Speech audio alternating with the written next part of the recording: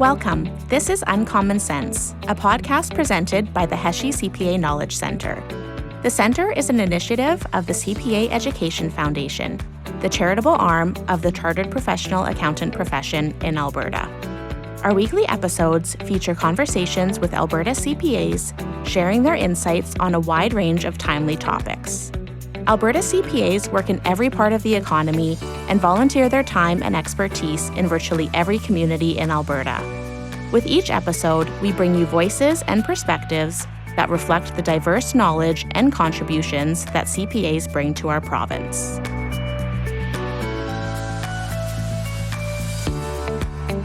Hello and welcome to Uncommon Sense. My name is Kevin Spila with the CPA Education Foundation, and I'm your host for this episode.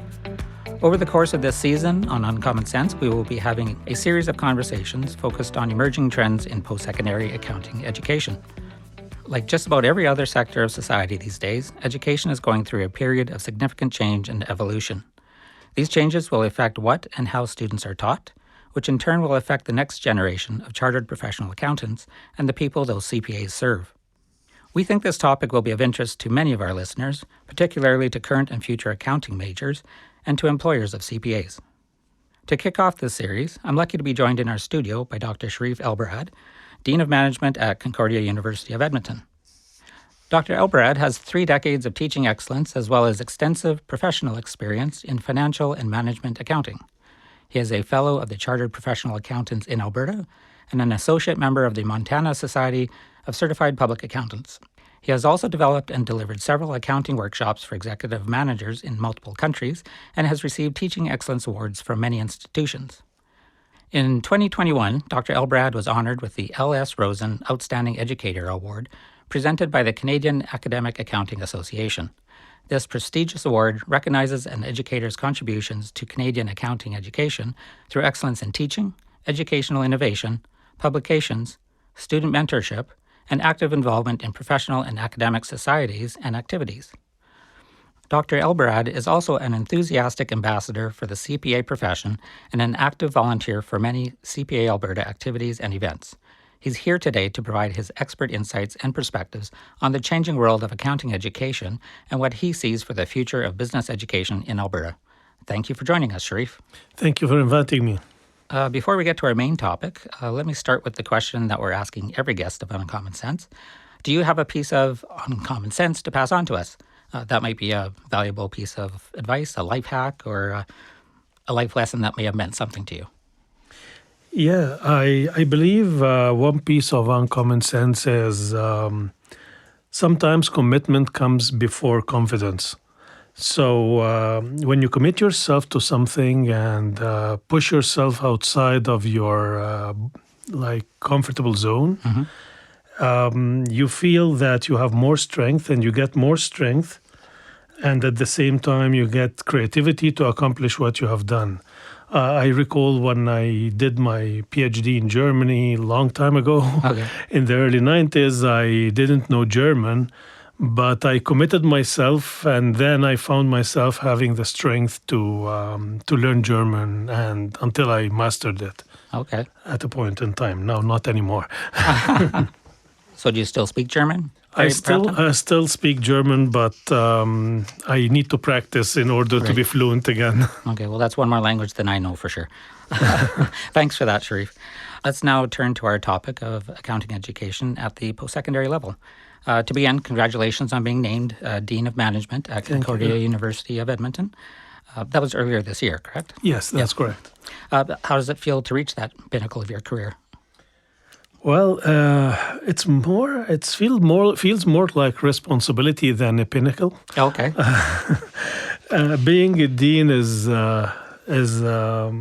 isn't about just reaching the top, but it's more responsibility of directing the business school and creating the environment for students and faculty. What excites me most is the chance to shape programs. Okay. Basically to prepare students for the future of jobs, and also to find and furnish the environment for faculty members to conduct more research. and also to have an impact on the community. So all this excites me about the position more than anything else. Okay. Can you share with us your career path and how it led to this current role? Oh, this is very interesting. Guess what? At the beginning, I didn't plan to go in the teaching career at all. I always wanted to be an entrepreneur and to do my own business after graduation. Okay. Unfortunately, I was one of the top 5 students on my graduating class. So I've got an assignment from the dean to assignment letter to be a teaching assistant. Oh, okay. With some pressure of family, I accepted, and I found myself going into this career. Okay. After completing my PhD, I discovered that the profession is so interesting. So during that time, while I was teaching assistant, I worked part-time at consulting firms and accounting firms. Okay. And by the completion of my PhD, I was a partner in a consulting and a CPA firm. Then I quickly realized that the professional experience adds a lot to the academic experience. So I brought lots of the information that and the experience that I get from the profession into the class, which I found that it is very valuable for students. Okay. But still, my entrepreneurship dream didn't end, and a few years ago, I established a company to provide educational tools for students, and Okay. I think it's not any educational tools, but rather affordable Right. for students and innovative at the same time. And I believe it's working quite well so far. Oh, that's great. Just going back to your position as dean, what are the main roles and duties in that position?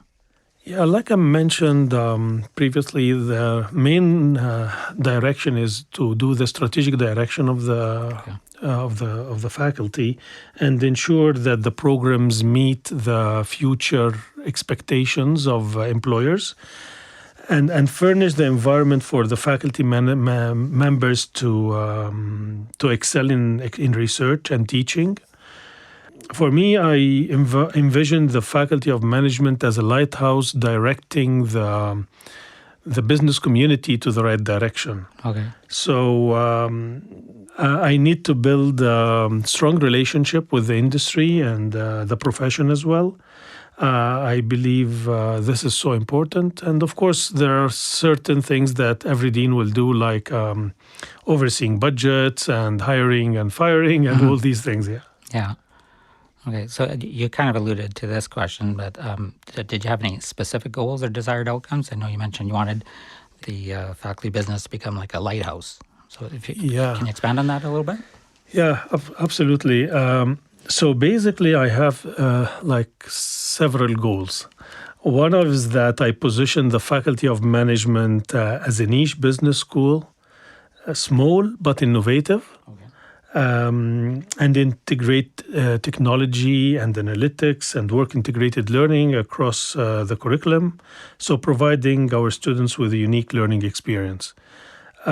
Second, I'm aiming to position our 2 master's degrees, because we have 2 master's degrees. One is Master in Information System Security Management. Okay. And the other one, which is maybe very exciting for CPAs, it's Master of Information System Assurance Management. Oh, okay. So I want to make those 2 programs the go-to programs for anyone who wants to master information system security or information system assurance.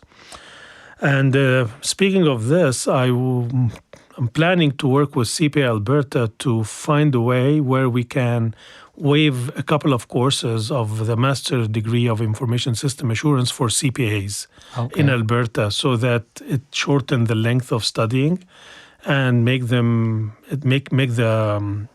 master's degree more appealing to them. Oh, okay, that's interesting. So, and finally, I want to strengthen our partnership with the industry and alumni, because business schools should not exist in isolation. They should be interacting with the business community and helping them out as well. Right. So this also part of my goals is to show the impact of the business school on the community and the business community specifically. Oh, that makes sense. Relationships are important, that's for sure. So prior to becoming dean, you've had lots of experience as an accounting professor, so you've no doubt seen a lot of changes in accounting education and education in general during that time. What have been some of the most significant changes that you've seen over this course of time? Yeah, it has been a long time. I've seen a lot of changes over the years. So one of the biggest shifts has been from memorization to application. Okay. So when I started teaching, accounting education was heavily focused on journal entries and trying to do more of bookkeeping and preparing financial statements. But today, technology handles much of this. So basically, the focus shifted to judgment, interpretation, and problem solving. Right. Another change is the role of technology itself. Early on, students used, like I said, pen and paper, but then they shifted to spreadsheets. Yeah.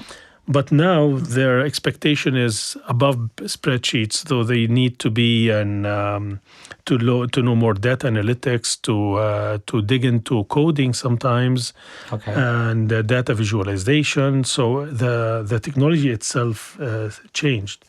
A third change is in assessment, whereby we used to, of course, mark with pen and by marker, red pen, which is very famous, but it takes time and you don't give the instant feedback to students. Right. Now with the online marking and auto marking of assignments and using simulations and gamification, so the students can take instant feedback after they do the work, and saves professors' times, and students can get the feedback, as I mentioned.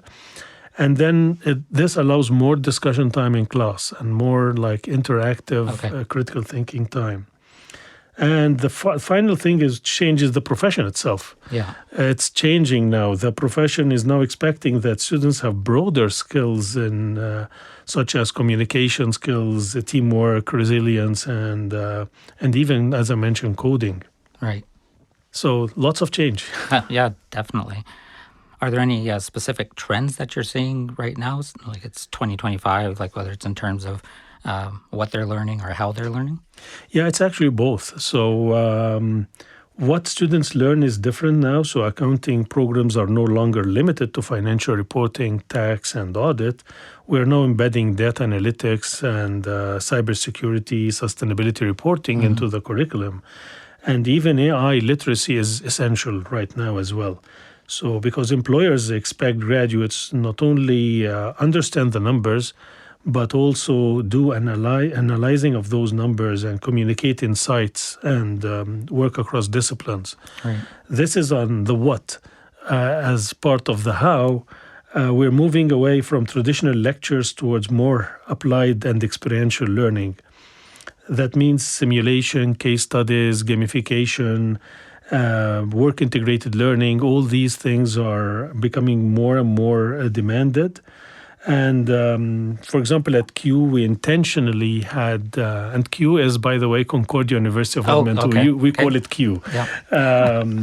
There's lots of acronyms in the profession. Yes, so. Exactly.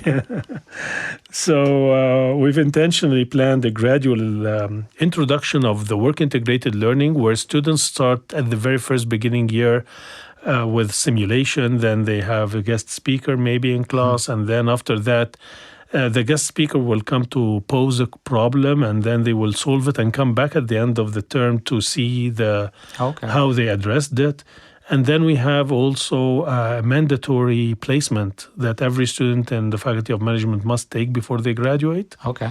So this has been something different than the usual, basically. And beyond 2025, I imagine students learning in smaller modular formats, sometimes micro-credentials that might stack up to a degree. So this, as I think, is going to be the trend now, that students are willing to take like small pieces and adding it together as they wish to form a degree. Okay. Which I think is going to be a lot of disruption here in the higher education. And it's going to be more like tech-driven, applied, and flexible. Yeah, it's definitely different from the traditional. Yeah, absolutely. It's going to be totally different, I think, in the future, yeah. Okay, so you kind of mentioned artificial intelligence. That's playing an increasingly large role in today's business world as well as education. So how is that affecting education? I know you did allude to it earlier. Yeah, it's student need. We have to admit, students are using AI now. Anyways, everyone is basically using AI. But I think we have to focus on using AI as a tool with some ethics, or not some, more with ethics in it, because it started even to shift how we teach as well. Right. So we can no longer just assess whether students can produce an answer, because AI can do it faster. But we want students to understand, why is this the answer? Right. So we need to dig further behind what the students provides and make sure that they really understand what they are providing. Right. So it is a challenge, I know, having AI, and but we have to face it, and we have to work with it, and it's going to be like any other technological aspect that was created, like calculators, spreadsheets, and it will change the way we're doing business and working, but we have to use it with as a tool, basically, rather than replacing humans. Yeah, that makes sense. Kind of related, and just stepping back quickly, you're talking about new topics and what students are learning. With all the new topics and subject matter being introduced, have you seen some courses or topics that are specifically dropping from accounting programs because they're no longer relevant? Well, you know what? It's not really dropping, but we used to spend a lot of time on manual bookkeeping, as I mentioned earlier.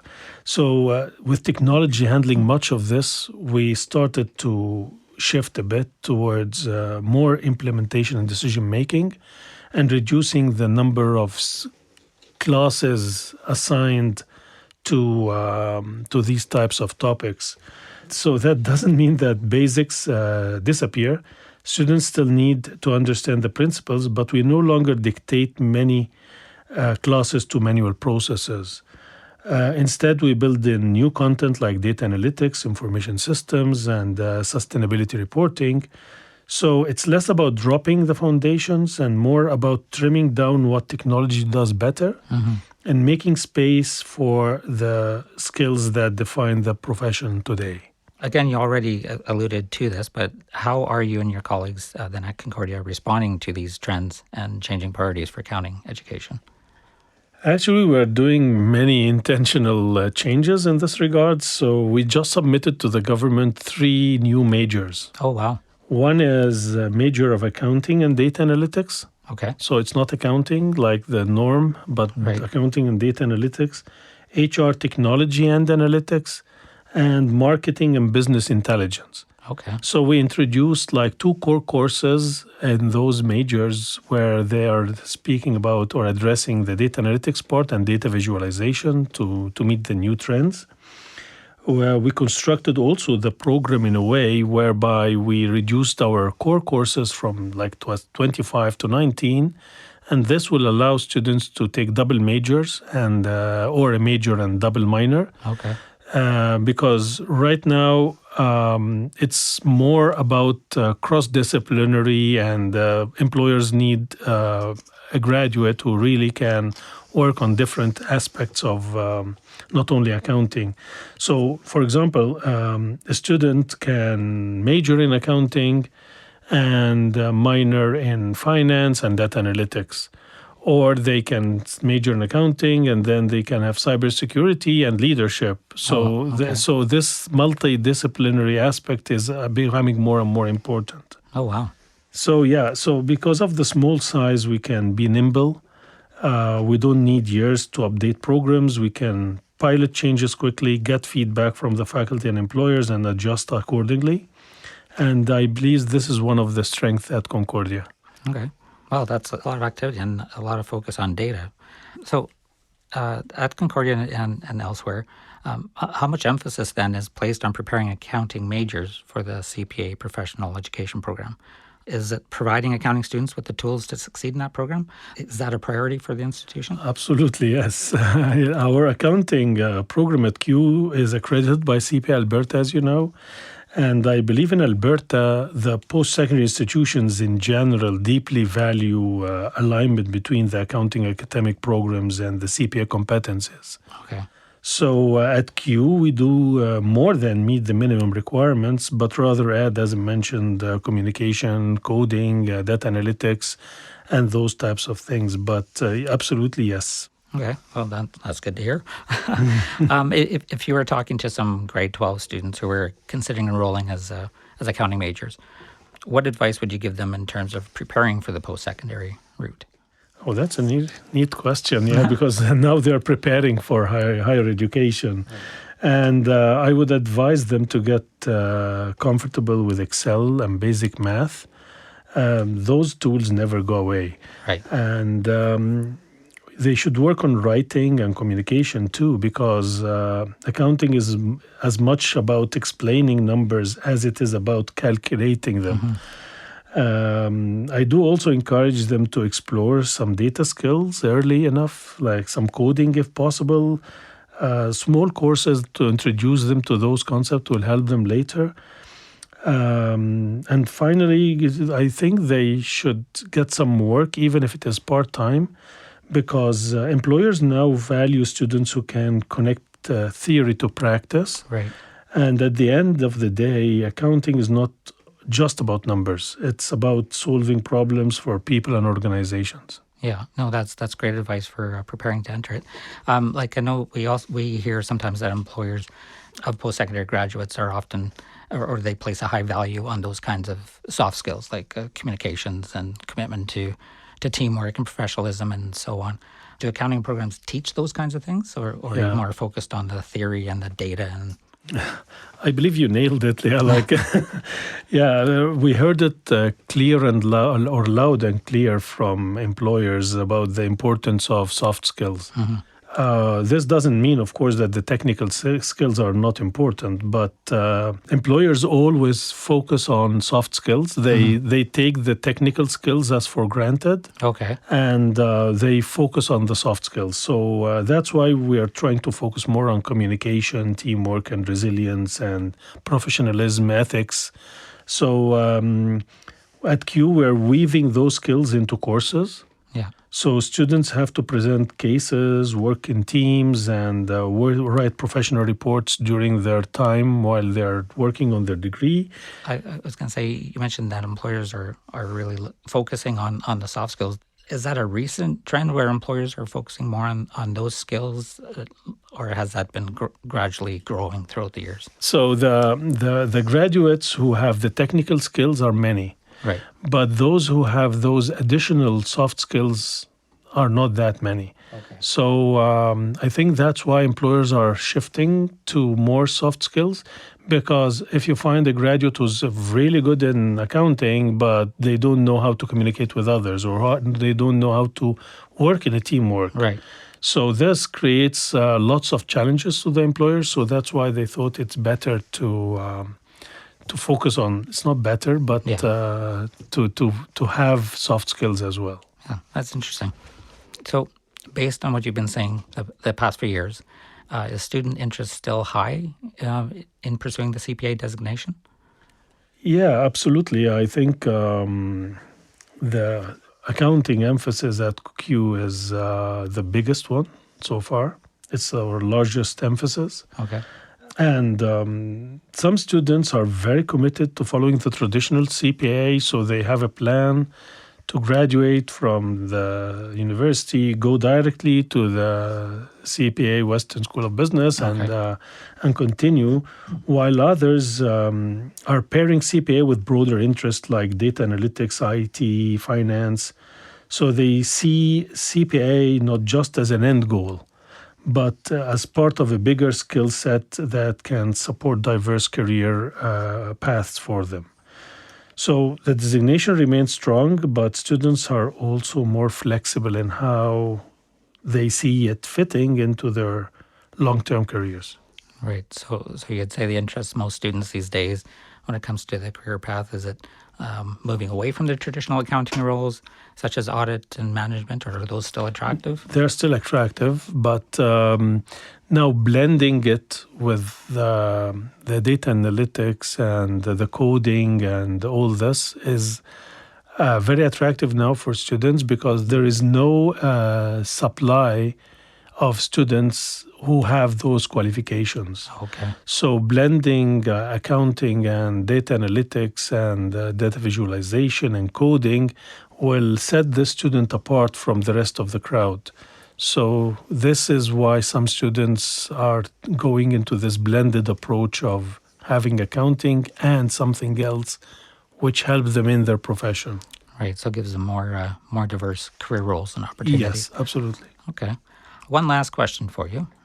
What do you see as the major trends that will shape accounting education in the near future, say the next 5 years or so? Yeah, in the next 5 years, I believe we will be bring major shifts, basically. AI and automation will keep transforming the profession. Mm-hmm. That means accounting education will focus less on mechanics and more judgment, ethics, interpreting outputs and technology. Second, data analytics and cybersecurity will move from being electives to being core skills. Okay. Because every accounting graduate will need to know how to analyze data, protect information, and communicate insights. So I think this is going to be very important. And the third thing, we will see more experiential and work-integrated learning because employers want a graduate that starts like from day one, ready to do the job. Right. I expect education to become more flexible, where students will see more micro-credential for upskilling and reskilling, and also that stack into larger programs. And in addition to that, I believe even current employees who are working and graduated from long time ago, they will need to reskill and upskill their skills as well. So they will go back to universities and start to adapt and upskill their level. Right, that's where the micro credential coming okay. into play. Yeah. Okay. Well, thanks for that, Sherif. I really appreciate that. And thank you so much for sharing your insights and expertise with us today. It's really quite eye-opening how changing the profession and education is going. It's been a pleasure to speak with you, and I wish you all the best. Thank you so much, Kevin, and it has been a pleasure and honor to speak to the CPAs of Alberta. The Uncommon Sense podcast is presented by the CPA Education Foundation and funded by the Heshi CPA Knowledge Center. The Knowledge Center was created through a generous donation by the late Brian Heshi. Brian was a distinguished Albertan, business leader, CPA, educator, and community builder. His generosity and commitment to education underpinned his good works across Alberta throughout his lifetime. The opinions expressed on Uncommon Sense do not necessarily reflect the views of the CPA Education Foundation. We would like to acknowledge that CPA Education Foundation offices are situated on the traditional Treaty 6 and Treaty 7 territories and Métis Nation homeland. The Foundation acknowledges that we reside on traditional and ancestral territories of many Indigenous, First Nations, Métis, and Inuit peoples. Their histories and culture influence our community to this day. The Foundation is committed to helping build a province where Indigenous people and their voices and experiences are heard, valued, respected, and celebrated. Technical and recording services for this podcast provided by Wolf Willow Studios in Edmonton. If you enjoyed this podcast, please be sure to like, subscribe, and tell your friends about us. If you have any comments about the podcast, write to us at cpaef@cpaalberta.ca. To learn more about the CPA Education Foundation and the Heshi CPA Knowledge Center, visit cpaalberta.ca/foundation.